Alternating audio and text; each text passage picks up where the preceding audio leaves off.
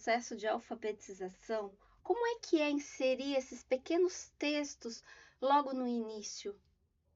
Queria ouvir de vocês a importância, o impacto que gera, assim, já de inserir isso na escrita, na fala. Eu vou começar falando sobre como é o nosso trabalho na escola, né? Depois a Lu vai falar em relação à família, aos pais.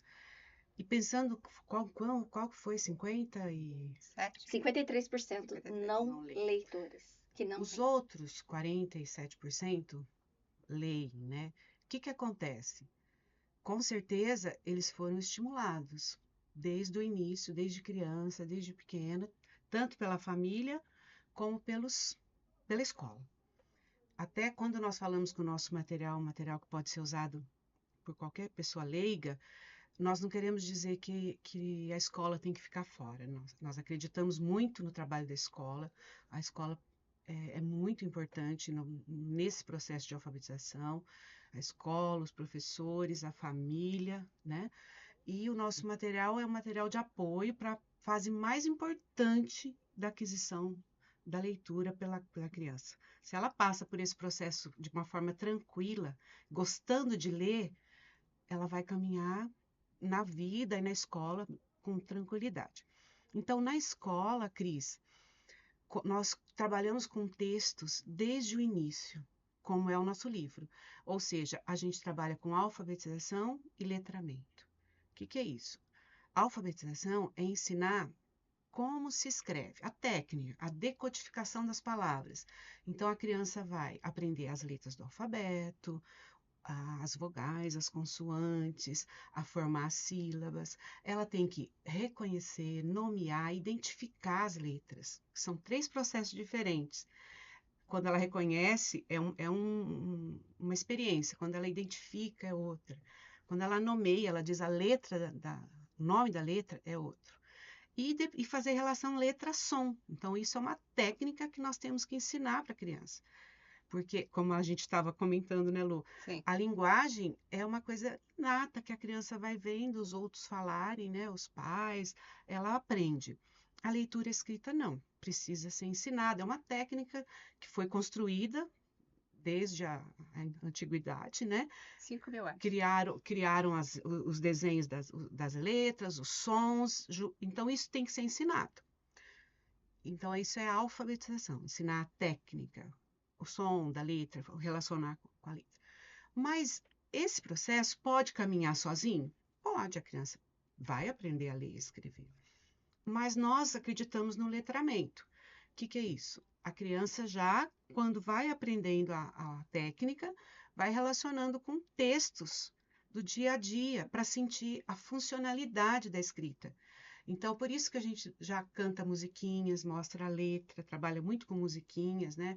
Com parlendas, com historinhas, com listas de palavras, para mostrar a funcionalidade. Ela lê no início? Não, mas ela já vai entendendo que aquilo ali tem um significado, tem uma função. Eu acredito que muitas pessoas que não valorizam a leitura e a escrita não conhecem essa função. Por que eu vou precisar ler bem? Porque além de ler tecnicamente, eu tenho que compreender o que eu estou lendo, né? Senão eu fico aquele alfabeto Funcional. funcional, que só lê, mas não sabe o que fazer com aquilo. Então eu preciso saber procurar o que é uma bula de remédio, como funciona a bula de remédio, uma receita, para que serve.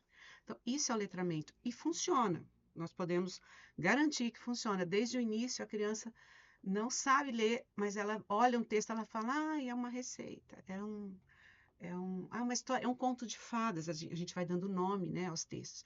É uma poesia, né, professora, porque tem rima, é uma música. Então, o que a gente faz na escola? A gente tem o cantinho com livros para eles poderem acessar. Além de usar todas essas atividades no dia a dia, né, esses textos. Na hora do recreio pode também ter um cantinho com livros para eles olharem, gibis, vários tipos de textos. A biblioteca da escola é um lugar super importante. Eu trabalhei em escola que tinha uma bibliotecária, que não é uma pessoa formada, mas seria melhor, né, se fosse, mas uma pessoa que aprende a fazer os empréstimos dos livros, contar histórias. A biblioteca tem que ter almofadas, tem que ser um lugar gostoso, eles têm um horário para ir, eles amam, então nós vamos, a altura das estantes para eles poderem escolher os livros, aí levam para casa, a gente conta história lá.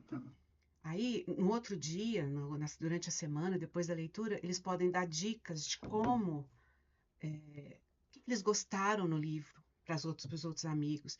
Eu tive turma que fazia teatrinho, lia uma historinha, alguém falava, vamos, eles começavam a fazer teatrinho de todas as histórias. Pode fazer cartazes com as histórias que eles leram. Então, cartaz é um tipo de texto, né? Que a gente constrói a partir dos livrinhos que eles leram. O que mais? Vamos ver se eu esqueci alguma coisa. Teatrinho, encenação. E no começo, só um minutinho lá. No começo vai ser o professor, né? Ah, Quem que vai isso. fazer esse papel de leitor? É o professor que vai ler. É ele que vai ler as histórias, ele vai ler as instruções de uma receita, ele que vai fazer esse papel. Passar esse amor, ele vai né? mostrar, né? É ele que vai mostrar, ele vai contar as histórias, os contos de fadas, é ele que vai fazer toda aquela encenação, contando, para deixar a criança apaixonada. Por que as crianças são apaixonadas por contos de fadas? Né? Então, são leituras que você vai fazendo desde o começo, mesmo sem a criança saber ler. E nós acreditamos muito que é capaz, a criança, sim, ela é capaz de ler, mesmo sem saber ler. Uau! Por quê?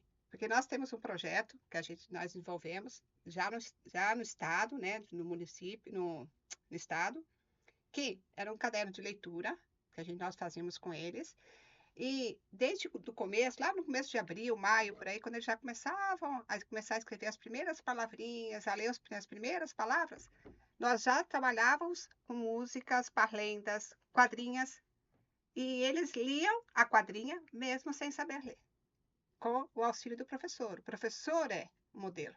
O professor vai mostrar como se lê, colocando o dedo embaixo das palavras, mostrando. Lendo várias vezes, eles decoram. Eles Na verdade, decoram. a pseudo-leitura, né?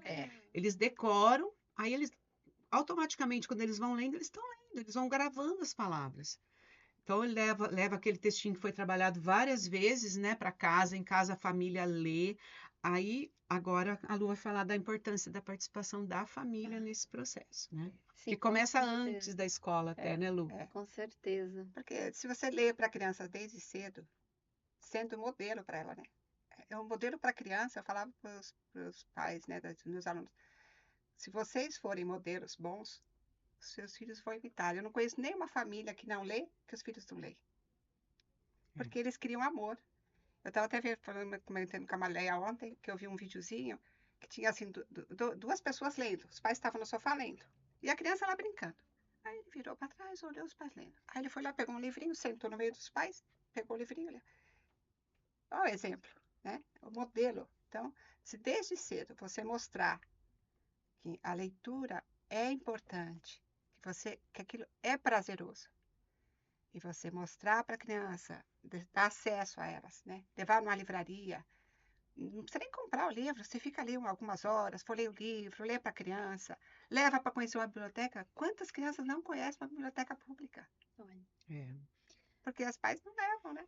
Então, porque eles também não tiveram o hábito, eles também não passaram por isso, né? Embora eu tenha a experiência de ter tido tios e meus pais que liam, meu pai principalmente sempre foi ele o maior incentivador para mim, né? Eu já com 6 anos eu ganhei um livro, eu não sabia ler, mas eu tentava, eu esforçava que eu queria entender aquela história. Então a importância da ilustração, né? E aí você querer entender, você acaba criando historinha. E aí eu lembro que eu já fui começando a me alfabetizar e aquilo era difícil e eu tentava ler, mas eu me esforçava. Eu até comparo isso quando eu estava estudando outro idioma. É tão difícil você ler, você tem que estar com o dicionário do lado, mas chega uma hora que depois você está avançando.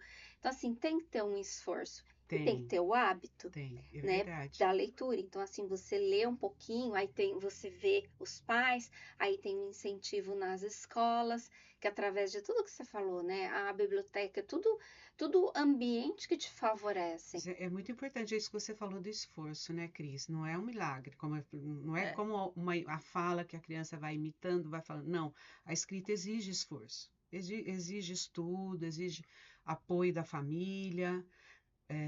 Né, nós falamos, vai no supermercado, quanta coisa tem para ler lá, conversa com a criança, pergunta para ela o que está escrito. No começo ela vê pela imagem, né, pela É, foto, pela embalagem, mas já dá para trabalhando as letras, que letra que é essa?